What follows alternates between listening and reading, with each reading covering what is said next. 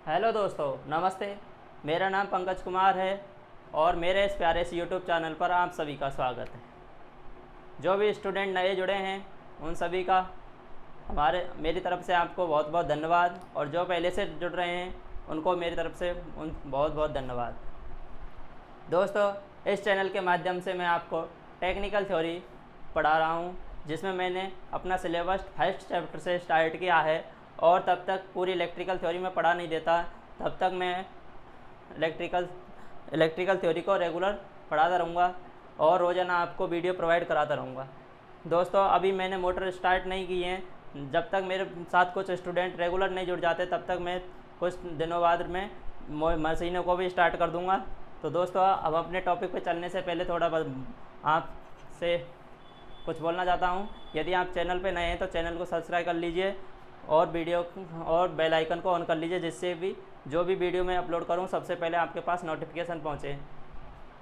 दोस्तों, हमने अपना सिलेबस फर्स्ट चैप्टर से स्टार्ट किया था, जो था सेफ्टी एंड हेल्थ। इसमें मैं ऑलरेडी 2 वीडियो बना चुका हूँ। यदि वो आपने नहीं देखी हैं तो आप जाके चैनल पे उनको देख लीजिए। तो हम अपने टॉपिक पे आगे चलते हैं कि हमको क्या पढ़ना है। दोस्तों, इससे पहले हमने बेसिक पढ़ा था फर्स्ट क्लास में, फिर उसके बाद में सेफ्टी साइन सेकंड क्लास में पढ़े थे। अब हमारा थर्ड क्लास है ये सेफ्टी एंड हेल्थ की।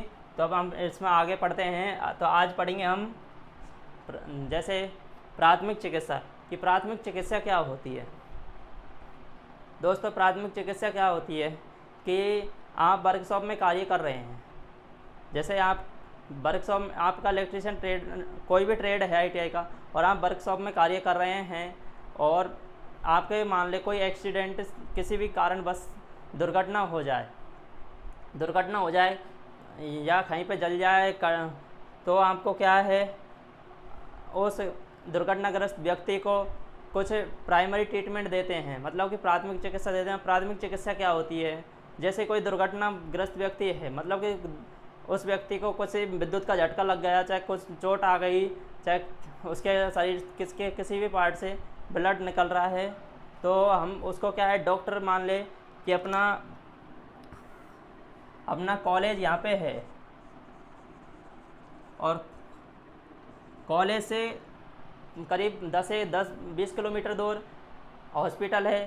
तो हम इतने दूर यदि उस दुर्घटनाग्रस्त व्यक्ति को बिना कुछ प्राइमरी ट्रीटमेंट दे के ले जाएं तो उसके स्वास्थ्य बिगड़ने की संभावना ज़्यादा है। तो क्योंकि यदि उसके मान लो आप किसी हाथ में ब्लड निकल रहा है किसी पार्ट से, बॉडी के किसी भी पार्ट से, तो यदि उसको हम प्राइमरी ट्रीटमेंट, मतलब कि जैसे कि अभी उसके कोई ब्लड निकल रहा है, यदि उसके हम ऊपर कोई पट्टी या कपड़ा नहीं बांधेंगे तो क्या है, उसका ब्लड ज़्यादा निकलेगा। तो यदि हम पहले क्या करते हैं, कुछ उसको प्राइमरी ट्रीटमेंट देते हैं। जो उसको प्राइमरी ट्रीटमेंट देते हैं उसको हम बोलते हैं प्राथमिक चिकित्सा। प्राइमरी ट्रीटमेंट क्या होता है, जैसे कि डॉक्टर के आने से पूर्व, क्योंकि कई बार डॉक्टर को बुलाना पड़ता है और कई बार क्या है, डॉक्टर के पास जाना पड़ता है। तो डॉक्टर के आने से पहले या डॉक्टर के ले जाने से पहले तो जो हम उसको प्राइमरी ट्रीटमेंट देते हैं, मतलब कि उसको सही करने का जो प्रयास करते हैं, जो हम दवाई देते हैं, मेडिसिन देते हैं, जो भी बेसिक क्रियाकलाप अपनाते हैं, उनको बोलते हैं हम प्राथमिक चिकित्सा।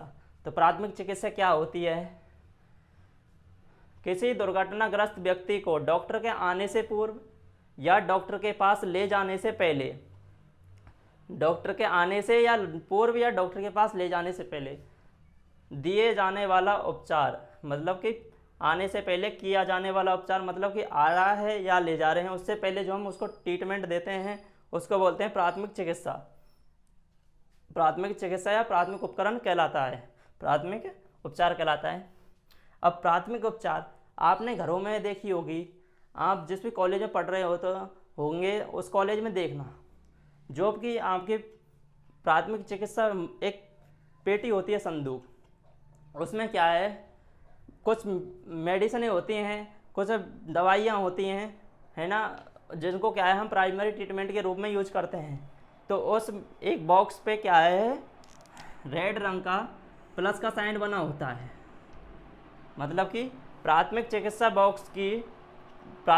बॉक्स होता है, उस पर रेड रंग का प्लस का साइन, ऐसा साइन इस तरह साइन बना होता है। ये साइन लाल रंग से बना होता है। और ये क्वेश्चन कभी एग्जामों में भी पूछा जाता है कि प्राथमिक चिकित्सा बॉक्स पर किस तरह का साइन बना होता है तथा किस रंग से बना होता है, ये पूछा जाता है। तो प्राथमिक चिकित्सा किसे कहते हैं? किसी दुर्घटनाग्रस्त व्यक्ति को डॉक्टर के आने से पूर्व या डॉक्टर के ले जाने से पूर्व दिया जाने वाला प्राथमिक उपचार प्राथमिक चिकित्सा कहलाता है। प्राथमिक चिकित्सा बॉक्स मतलब कि जो प्राथमिक चिकित्सा का सामान हम रखते हैं प्राइमरी ट्रीटमेंट का, उस बॉक्स पर प्लस साइन बना होता है, और जो भी किस रंग से, रेड रंग से, ये होता है हमारा प्राथमिक चिकित्सा बॉक्स।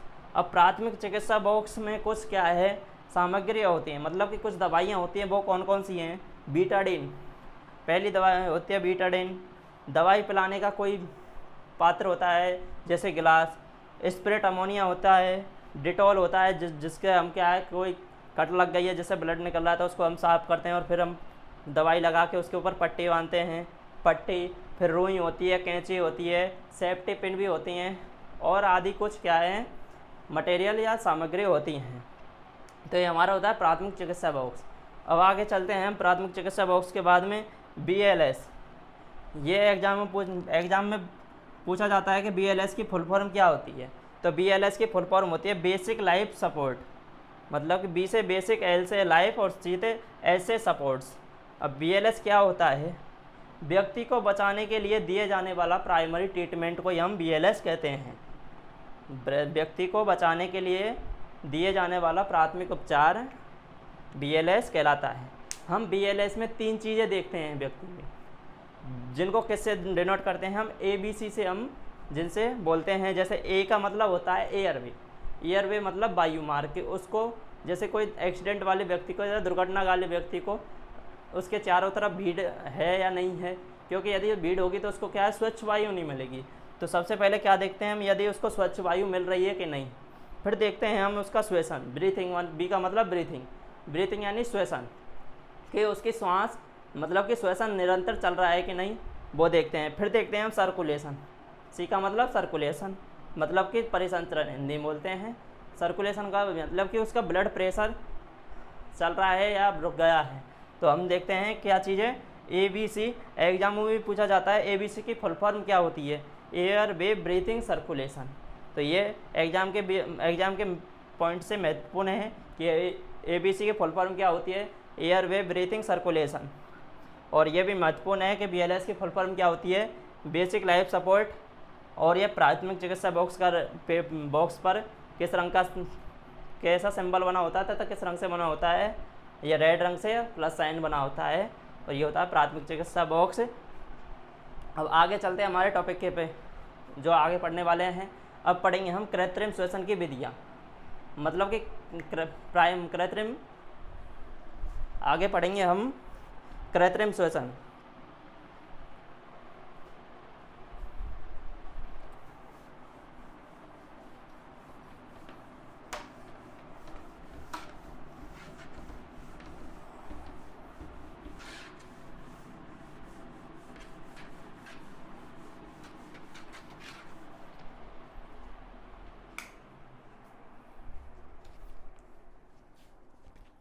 अब पढ़ेंगे हम कृत्रिम श्वसन।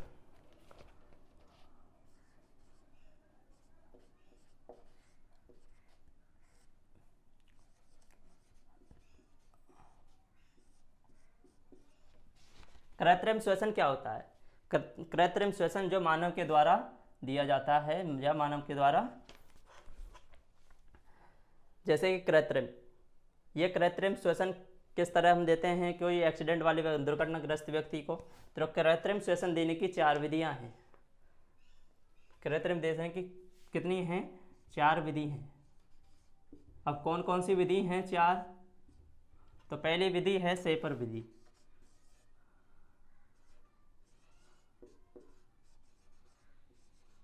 शेपर विधि।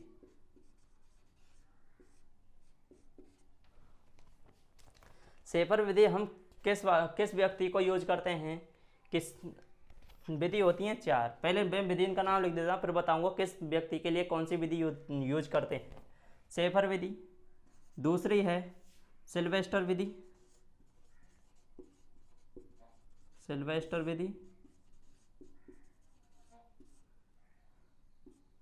तीसरी है मुंह से मुंह विधि, मुंह से मुंह विधि। चौथी है मुंह से नाक।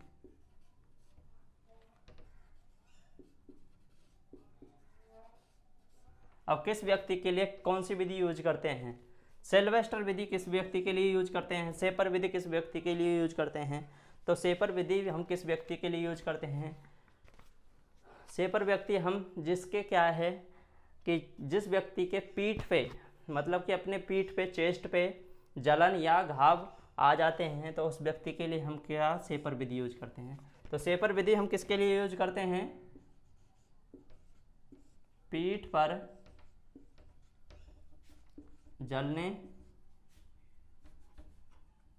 पीठ पर जलने या चोट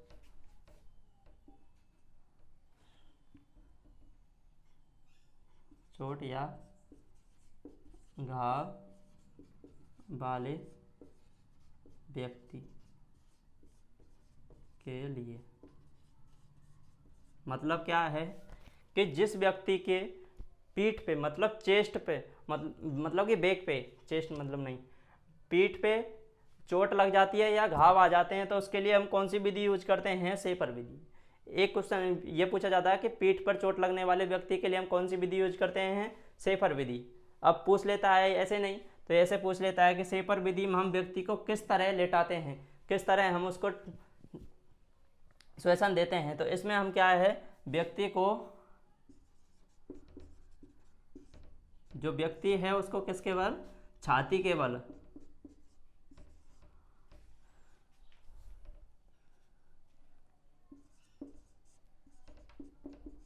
छाती के बल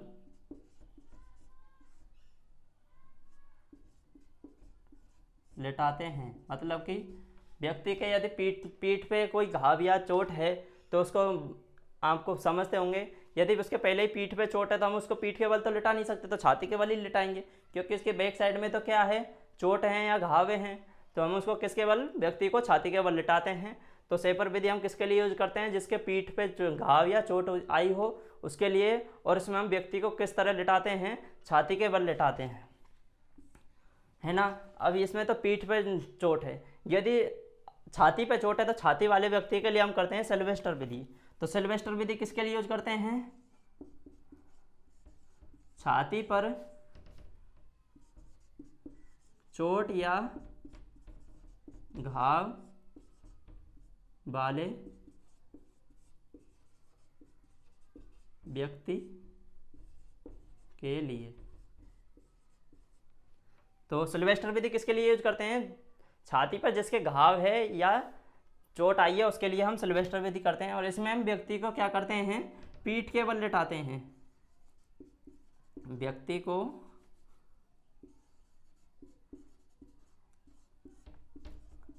को पीठ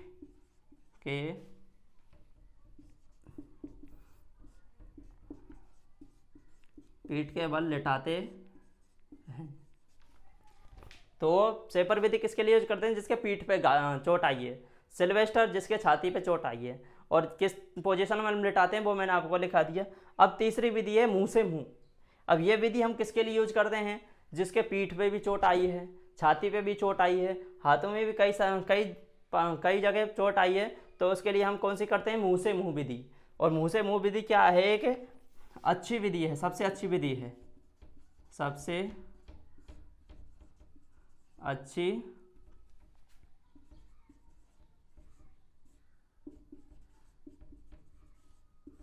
अच्छी विधि है।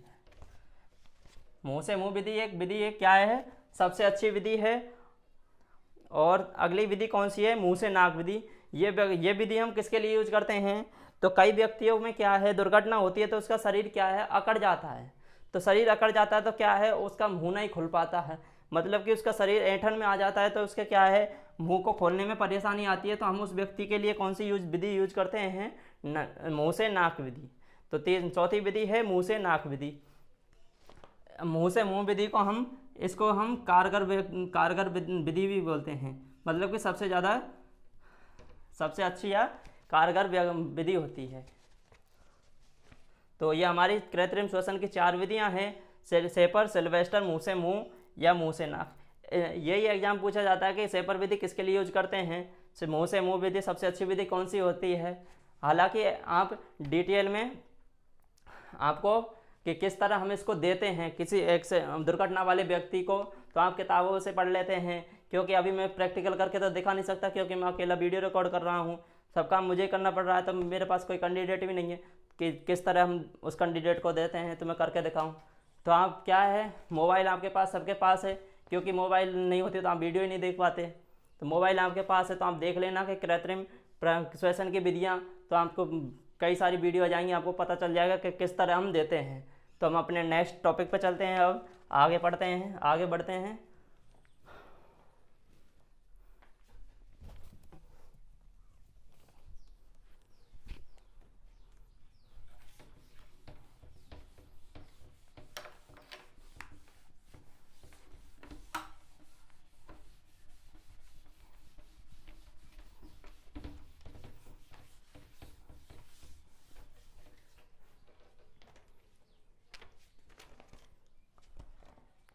अब है गोल्डन हावर्स।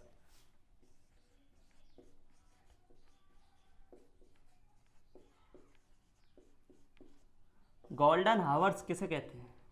गोल्डन हावर्स क्या है, मतलब कि गोल्डन हावर्स किसे कहते हैं, मतलब कि सुनहरा समय।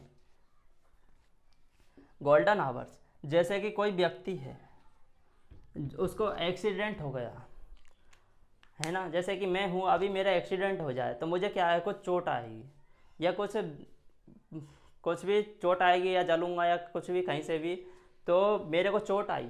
जैसे कि मेरे को अभी 10 बजे, सुबह के 10 बज रहे हैं, और मेरे को क्या है, कोई दुर्घटना हो गई, मेरे साथ में दुर्घटना हो गई।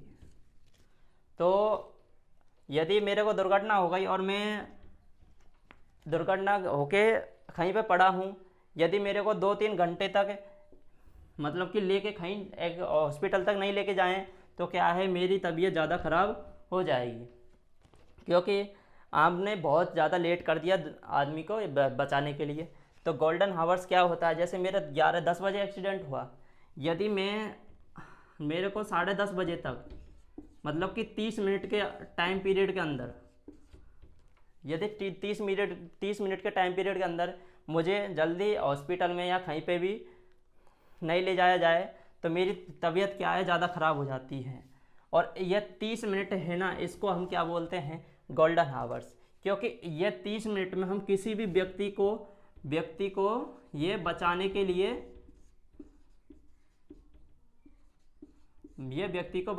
बहुत महत्वपूर्ण है। क्योंकि यदि स्टार्टिंग के 30 मिनट में यदि व्यक्ति को हम कहीं हॉस्पिटल के या हम उसको प्राइमरी ट्रीटमेंट नहीं देते हैं, तो उसकी तबीयत ख़राब होने के चांसेस बहुत बढ़ जाते हैं। तो इसको जो ये 30 मिनट होती हैं, स्टार्टिंग 10 बजे हुआ तो 10 से 30 10:30 तक, यदि मान ले 11 बजे होता तो 11:30 तक, ठीक है।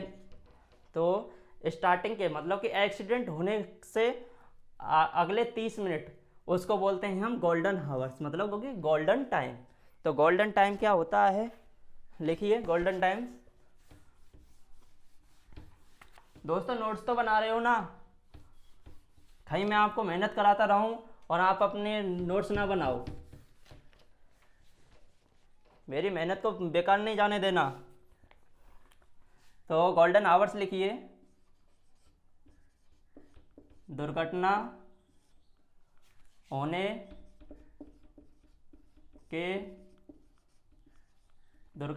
के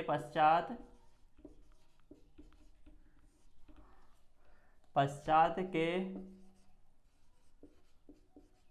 आरंभिक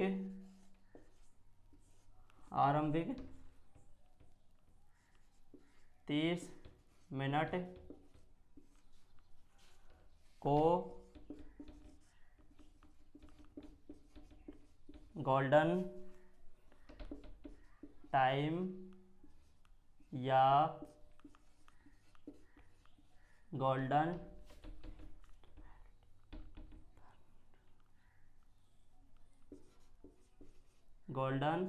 आवर्स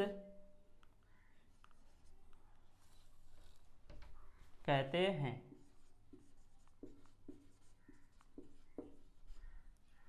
क्योंकि क्यों कहते हैं? क्योंकि यह समय किसी भी व्यक्ति को बचाने के लिए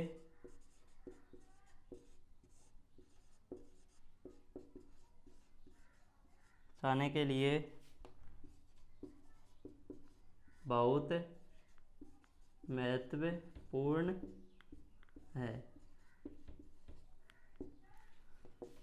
गोल्डन आवर्स किसे कहते हैं? दुर्घटना होने के पश्चात, मतलब कि दुर्घटना हो गई है उसके पश्चात, मतलब कि आरंभिक 30 मिनट, जो स्टार्टिंग के 30 मिनट होते हैं उन्हें हम गोल्डन टाइम या गोल्डन आवर्स कहते हैं।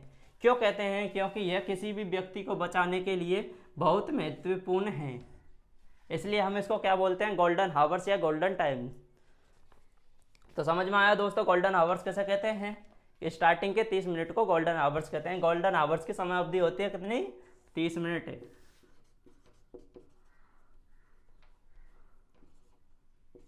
समय अवधि 30 मिनट। तो गोल्डन आवर्स की समय अवधि कितनी होती है? 30 मिनट। तो अब अपने टॉपिक पर आगे चलते हैं। अब पढ़ेंगे हम इलेक्ट्रिक शॉक। तो आप दोस्तों बता लीजिए कि गोल्डन आवर्स किसे कहते हैं। आगे पढ़ते हैं। इलेक्ट्रिक शॉक, विद्युत झटका, कि विद्युत झटका कब लगता है व्यक्ति को, और झटके से बचने के लिए क्या करते हैं हम।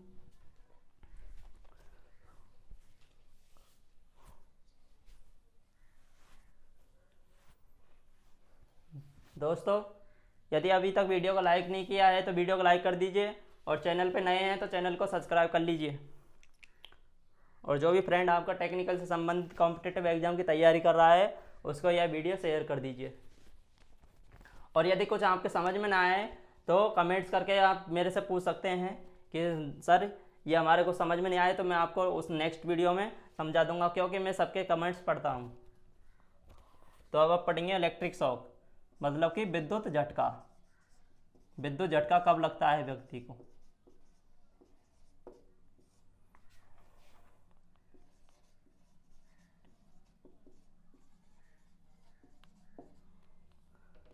विद्युत शॉक, इलेक्ट्रिक शॉक, विद्युत झटका कब लगता है।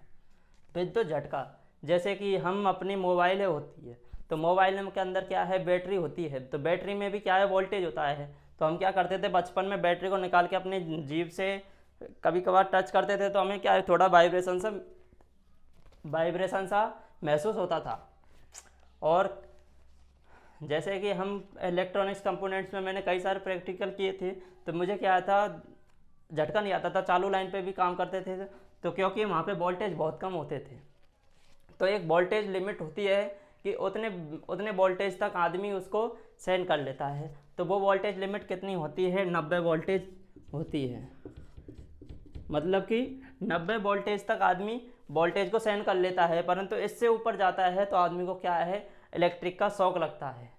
तो 90 वोल्टेज तक आदमी को कोई परेशानी नहीं आती है। यदि 90 वोल्टेज से ऊपर वोल्टेज आते हैं तो इलेक्ट्रिक का झटका लगता है। तो विद्युत शॉक क्या कब लगता है? जब किसी व्यक्ति के, देखिए दोस्तों, जब किसी व्यक्ति के शरीर में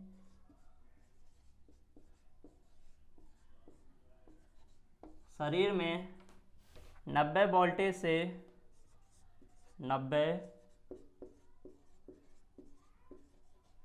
90 वोल्टेज से अधिक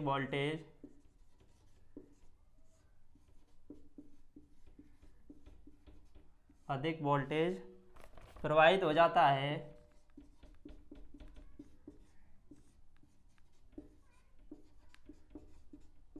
हो जाता है तो उसे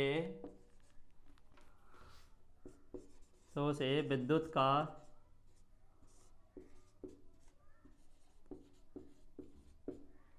का झटका लगता है। कि इलेक्ट्रिक शॉक कब लगता है? जब किसी व्यक्ति के शरीर में 90 वोल्टेज से अधिक वोल्टेज प्रवाहित होने लग जाता है होता है। मतलब कि 90 वोल्टेज तक तो वो सहन कर लेगा, 90 वोल्टेज तक तो क्या है वो सहन कर लेगा। यदि 90 वोल्टेज से ऊपर वोल्टेज यदि उसके प्रवाहित हो जाएंगे, जैसे यदि उसको 100 वोल्ट भी उसके शरीर में प्रवाहित हो गए हैं तो उसको क्या है, इलेक्ट्रिक का शॉक लगेगा। अब ये तो हो गई वोल्टेज की बात कि वोल्टेज के आधार पर हमने डिसाइड कर लिया कि यदि वोल्टेज हमारे शरीर में 90 वोल्टेज से ऊपर प्रवाहित होंगे तो हमें शॉक लगेगा। ये तो सर वोल्टेज है। तो हम क्या है कभी कभी बोलते हैं करंट, तो करंट कितनी प्रवाहित होगी तब हमें इलेक्ट्रिक का शॉक लगेगा। तो अब हम लिखेंगे करंट के रूप में। जैसे कि करंट में मैं तुम्हें बता देता हूँ, जो करंट की यूनिट होती है वो होती है एम्पियर। करंट की यूनिट क्या होती है? एम्पियर। एम्पियर क्या है? एक बड़ी यूनिट है। ये क्या है? एक बड़ी यूनिट है, बड़ी इकाई है। अब ये बड़ी इकाई आपका समझ नहीं रहे होगे कि बड़ी इकाई क्या होती है। जैसे कि आप किसी दुकान पे जाते हो, तो दुकान पे जाते हो तो आप दो चीज़ बोलते हो। यदि आपको 1 kg सामान लेना तो आप 1 kg बोलते हो, और यदि आपको आधा kg सामान लेना आता है तो आप क्या बोलते हो? 500 ग्राम। 500 ग्राम तो क्या बोलते हो? कभी तो बोलते हैं आप ग्राम, कभी बोलते हो केजी। तो क्या है, जैसे किलोग्राम ये क्या है? एक बड़ी यूनिट है, और ग्राम क्या है? एक छोटी यूनिट है। ठीक वैसे ही एम्पियर क्या है? बड़ी यूनिट है। अब इसको हम छोटी यूनिट क्या होती हैं इसकी? छोटी यूनिट होती हैं इसकी मिली एम्पियर। मिली एम्पियर क्या होता है? दूसरी होती है माइक्रो एम्पियर। माइक्रो एम्पियर क्या होता है? जैसे कि मिली एम्पियर क्या होता है? जैसे कि 1 kg में 1000 ग्राम होते हैं। अब मैं कहूँ 1 ग्राम बराबर कितने केजी होगा? 1 ग्राम बराबर कितने केजी होगा? 1 ग्राम बराबर कितने केजी, ये पूछ रहा हूँ। तो आप क्या कर रहे होगे? 1 ग्राम निकालना है और इसको कितना केजी बोलोगे? तो तुम क्या है इसमें 1000 में एक, मतलब कि 1 ग्राम बराबर कितना केजी?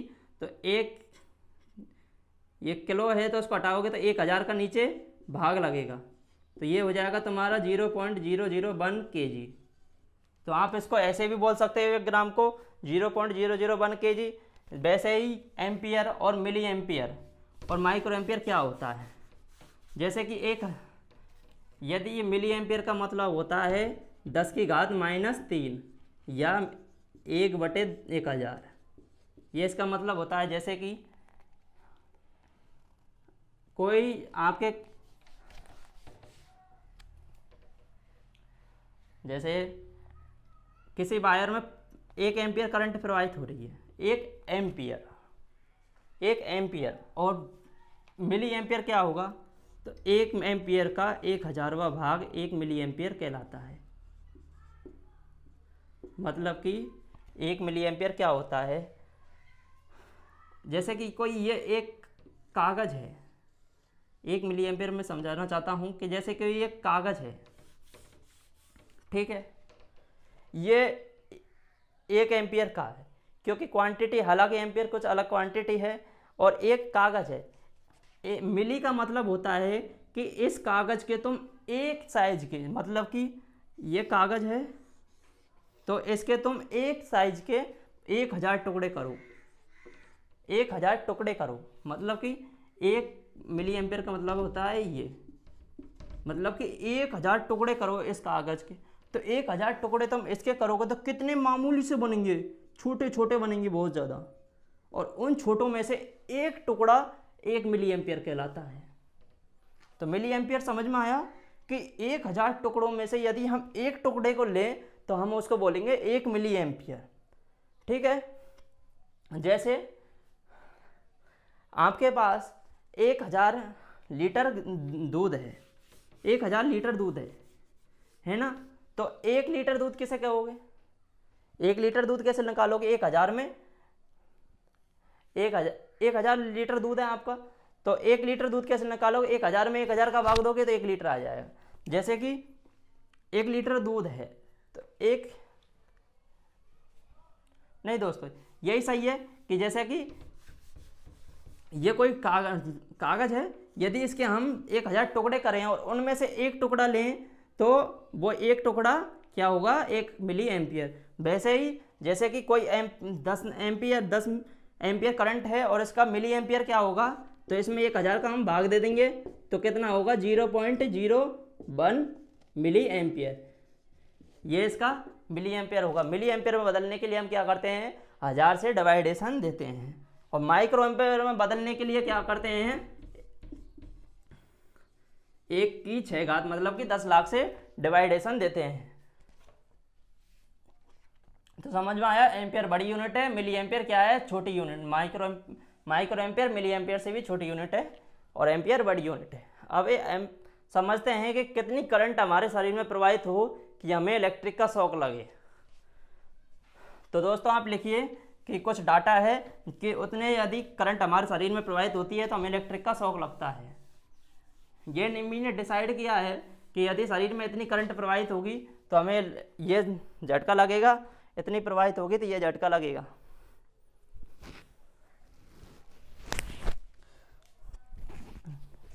दोस्तों हमारे साथ रेगुलर बने रहिए और जब तक आपकी टेक्निकल थ्योरी पूरी कंप्लीट नहीं हो जाती तब तक आप बने रहिए।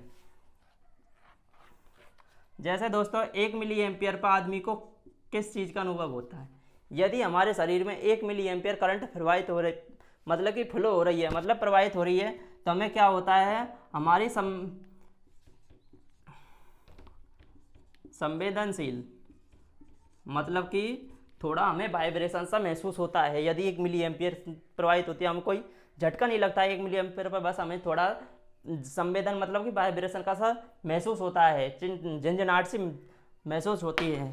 तो 1 मिली एम्पियर पर क्या होता है, संवेदन झंझनाहट सी महसूस होती है। अब होता है 5 मिली एम्पियर पर हमें क्या होता है, 5 मिली एम्पियर पर हमारी मांसपेशियों में क्या है, मांसपेशियों में संकुचन, मतलब कि जो हमारी मांसपेशियां होती है शरीर के अंदर उनमें क्या है, अकड़न आने लगती है। कितने एम्पियर पर, 5 मिली एम्पियर। यदि हमारे शरीर में 5 मिली एम्पियर करंट प्रवाहित हो जाएगी तो हमारे शरीर में क्या है, मांसपेशियों में अकड़न आने लगती है। और 20 मिली एम्पियर यदि हमारे शरीर में प्रवाहित होती है तो हमें क्या होता है, दर्दनाक झटका लगता है, दर्दनाक झटका लगता है। और अगला क्या है, 50 milli ampere per, 50 milli ampere per क्या है, हमें हार्ट अटैक की मतलब कि हृदय घात की संभावना होती है, हृदय घात की संभावना। और अगला है 100 milli ampere, 100 milli ampere per क्या होता है, आदमी की मौत हो जाती है। यदि आदमी के शरीर में 100 मिली एम्पियर प्रवाहित हो जाएगी तो ये उसकी क्या है, मौत हो जाएगी। 100 मिली एम्पियर, ये एम्पियर भी नहीं, अभी एम्पियर का क्या है, ये 1 एम्पियर का ये एक, जैसे कि 100 मिली एम्पियर, यदि इसको हम एम्पियर में बदलें तो क्या करेंगे, 100 में 1000 का भाग देंगे, 2 जीरो से 2 जीरो, तो मतलब कि 0.1 एम्पियर है ये। अभी 0.1 एम्पियर भी यदि हमारे शरीर में प्रवाहित हो जाती है तो हमें क्या है, हमारी डेथ हो जाती है। तो ये हमारे क्या है, कुछ करंट से मतलब कि करंट के फॉर्म में डाटा हैं जिनको आप नोट कर लीजिए कि 1 एम्पियर हमारे शरीर में बॉडी में प्रवाहित होगी तो क्या हमें महसूस होगा। 1 एम्पियर पर हमें संवेदन मतलब कि थोड़ा वाइब्रेशन सा महसूस होगा। 5 पे मांसपेशियों में अकड़न आ जाएगी। 20 पे क्या है, दर्दनाक झटका लगेगा। ये अभी छत्तीसगढ़ में हुए टीओ के एग्जाम में पूछा गया था कि 20 मिली एम्पियर पर आदमी को क्या महसूस होता है, मतलब कि टीओ के एग्जाम में पूछा गया था। और ये निम्मी के क्वेश्चनों में भी है। अगला है 50 मिली एम्पियर पर हृदय की मतलब हार्ट अटैक की संभावना आती है और 100 पे डेथ हो जाती है। तो नोट कर लीजिए दोस्तों, इलेक्ट्रिक शॉक वोल्टेज में 90 वोल्टेज पर और ये करंट के फॉर्म में है। हाँ दोस्तों, एक चीज़ और बता देता हूँ, अपनी सप्लाई होती है दो प्रकार की, एसी और डीसी। एसी और डीसी। एसी सप्लाई की तुलना में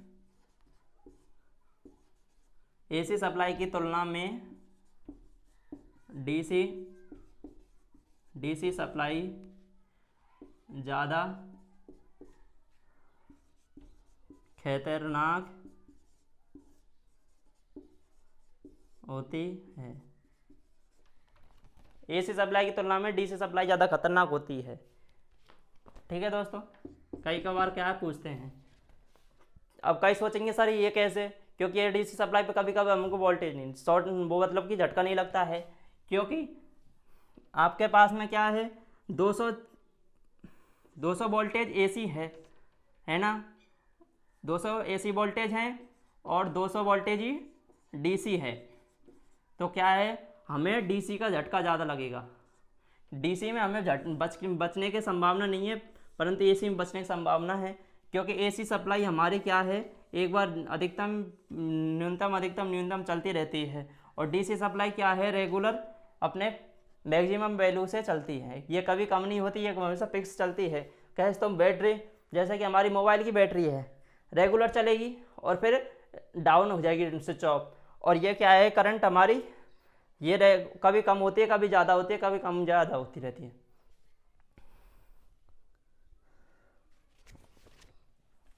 तो यह लिख लीजिए, 1 मिली एम्पियर पे क्या होता है, संवेदन, 5 पे माइनस पेशियों में अकड़न, और 20 पे दर्दनाक झटका, 50 पे हृदयघात की संभावना, 100 पे मौत। अब आगे चलते हैं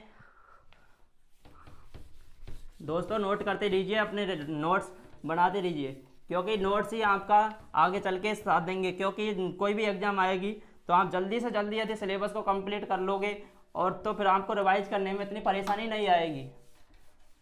क्योंकि दोस्तों, जब मैंने भी टेक्निकल की तैयारी करता था तो मेरे नोट्स थे, और मेरे नोट्स अभी भी मेरे पास हैं, क्योंकि मैं नोट्सों को कभी क्या है किसी को देता भी नहीं हूँ, क्योंकि अपने नोट्सों को सिर्फ आप ही इतना जल्दी पढ़ सकते हैं, क्योंकि हमको पता है कौन सी चीज़ हमारे नोट्सों में कहाँ लिखी है। तो अब आगे चलते हैं, हम आगे पढ़ेंगे जैसे मानव रेजिस्टेंस,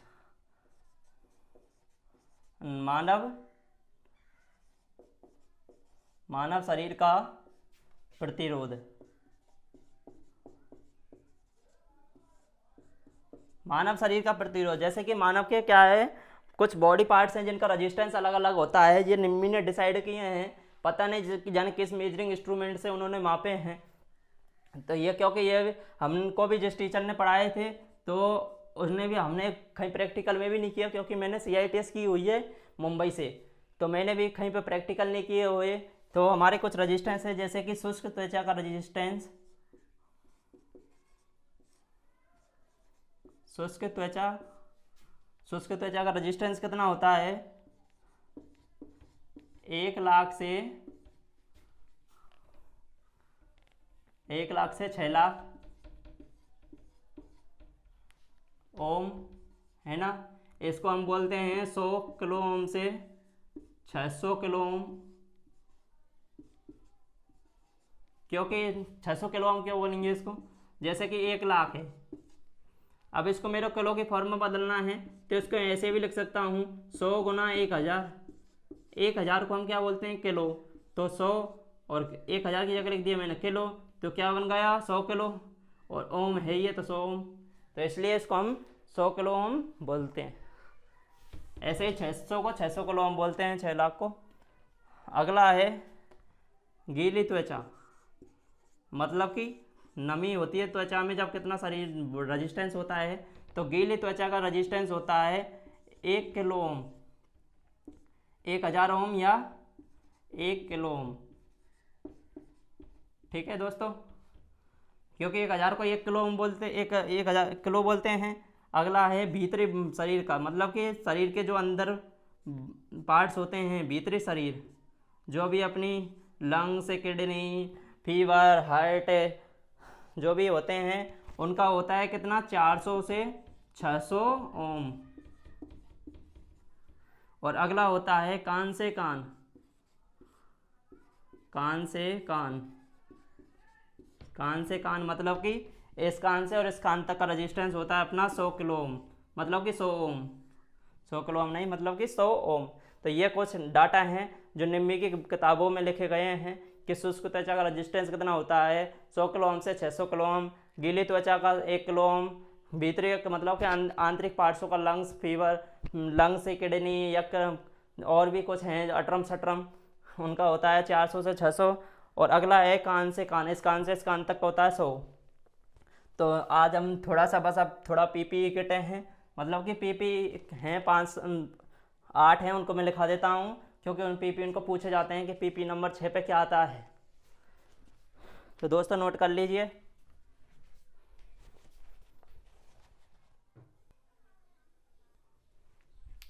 दोस्तों ये क्या है, पीपीई है, मतलब पर्सनल प्रोटेक्टिव इक्विपमेंट, व्यक्तिगत स्वास्थ्य उपकरण। व्यक्तिगत स्वास्थ्य उपकरण, जैसे कि ये कुछ क्या है एग्जामों में पूछे जाते हैं कि पीपीई नंबर 1 पर क्या आता है, पीपीई नंबर 4 पे क्या आता है। तो पीपीई नंबर 1 पर आता है हेलमेट। 2 में पूछते हैं सुरक्षा जूते, मतलब कि हेलमेट, पीपी के नंबर का मतलब होता है हेलमेट पहनो। पीपी 2 नंबर का होता है सुरक्षा जूते पहनो। पीपी 3 का मतलब स्वास्थ्य से संबंधित हमें जो सावधानी लेते हैं वो होता है। पीपी 4 का नंबर हाथ, भुजा एवं हाथों से संबंधित सुरक्षा करनी है। पीपी नंबर 5 का होता है आँखें एवं चेहरे से संबंधित सुरक्षा करनी है। 6 का होता है सुरक्षा में कपड़े पहनने, सुरक्षात्मक कपड़े पहनने हैं। 7 का मतलब होता है कानों की सुरक्षा करनी है, जिससे हम क्या करते हैं कानों में ईयरिंग मतलब कि उस लगाते हैं जिससे कि हमें आवाज़ अंदर नहीं जाए। 8 का मतलब होता है सुरक्षा बेल्ट और उपकरण होते हैं। तो ये हमारा क्या है पीपी हैं, इनमें से क्या है एग्जाम में डायरेक्ट पूछे जाते हैं। जैसे कि पीपी नंबर 7 का मतलब क्या होता है, तो ये कुछ क्या है डाटा वेस्ट है, एग्जाम पूछे जाते हैं, आप नोट कर लीजिए। और मिलते हैं नेक्स्ट वीडियो में। तो जाते जाते आपको कुछ बोलने के ज़्यादा नहीं चाहता हूँ दोस्तों, यदि वीडियो को अब तक लाइक नहीं किया है तो वीडियो को लाइक कर दीजिए, और चैनल पर यदि नए हैं तो चैनल को सब्सक्राइब कर दीजिए। और जो भी दोस्त आपका टेक्निकल से संबंधित कॉम्पिटिटिव एग्जाम की तैयारी कर रहा है उसको ये वीडियो शेयर कर दीजिए। और यदि आपका कोई को समझ में नहीं आए तो हमको कमेंट्स करके बताइए, मैं आपको नेक्स्ट वीडियो में उसके बारे में बताऊँगा। और एक जाते जाते एक प्यारा सा कमेंट्स करके जाइए। मिलते हैं दोस्तों नेक्स्ट वीडियो के साथ। जय हिंद दोस्तों।